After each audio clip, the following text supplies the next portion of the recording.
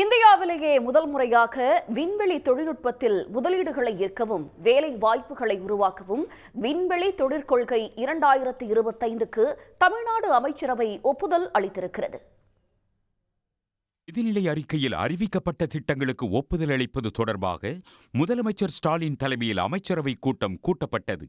இதில் முத்தாய்ப்பாக மாநில விண்வெளி கொள்கை 2025க்கு அமைச்சரவை ஒப்புதல் அளித்துள்ளது. தொழில் மற்றும் பொருளாதாரத்தில் நாட்டிலேயே முதலிடம் வகிக்கும் தமிழ்நாடு பிற மண்டலங்களிலும் வளர்ச்சியை உறுதி செய்ய வேண்டும் என்பதற்காக இந்த புதிய தொழிற்கொள்கைக்கு ஒப்புதல் அளிக்கப்பட்டுள்ளது. அடுத்த 5 ஆண்டுகளில் விண்வெளித்துறையில் 10,000 கோடி ரூபாய்க்கான முதலீடுகளை ஈர்ப்பதே மாநில விண்வெளி கொள்கையின் முக்கிய இலக்காக இருக்கும். அத்துடன் குறைந்தபட்சம் 10,000 பேருக்கு வேலை வாய்ப்பை உருவாக்குவது இந்த கொள்கையின் முதன்மை நோக்கமாகும். விண்வெளித்துறையில் சாதிக்க விரும்பும் ஸ்டார்ட் அப் நிறுவனங்களுக்கும் வாய்ப்பு அளிக்கப்பட உள்ளது. ஸ்பேஸ் செக்டரில் ஒரு பொன்னான நாள் என்றுதான் நாம் இன்று இதை சொல்ல வேண்டும்.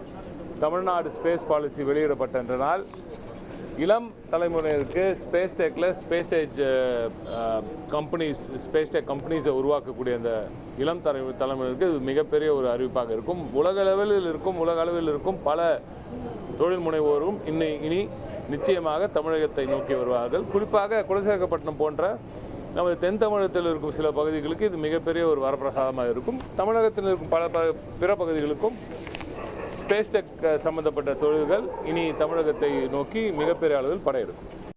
எலான் மஸ்கின் ஸ்பேஸ் எக்ஸ் நிறுவனத்திற்கு இணையாக சென்னையில் நிறுவனங்கள் உள்ளதாக கூறியுள்ள தொழில்துறை அமைச்சர் TRP ராஜா, விண்வெளி தொழில்நுட்பத்தில் திறமையாளர்களை தமிழ்நாடு உருவாக்கும் என்றார். விண்வெளி கொள்கையை செயல்படுத்துவதன் ஒரு பகுதியாக நிறுவனங்கள் காப்புரிமை வாங்குவதற்கு 50% சலுகையை தமிழ்நாடு அரசே வழங்க உள்ளது. அத்துடன் தமிழ்நாட்டில் ஸ்பேஸ் பே எனப்படும் விண்வெளி தொழில்நுட்பத்திற்கான பிரத்யேக பகுதிகளில் முதலீடு செய்யும் நிறுவனங்களுக்கு முதல் 3 ஆண்டுகளுக்கு முறையே 30, 20, 10% ஊதிய மானியமும் அளிக்கப்பட உள்ளதாக அமைச்சர் TRP ராஜா தெரிவித்துள்ளார். விண்வெளி கொள்கை மூலமாக உலக தொழில் முனைவோர்கள் இனி தமிழ்நாட்டுக்கு வருவார்கள் என்றும் குலசேகரப்பட்டினம் போன்ற இடங்களுக்கு இந்த தொழிற்கொள்கை வரப்பிரசாதமாக இருக்கும் என்றும் அமைச்சர் ராஜா கூறியுள்ளார். உடனுக்குடன் செய்திகளை தெரிந்து கொள்ள சன் நியூஸ் பெல் ஐகானை கிளிக் பண்ணுங்க.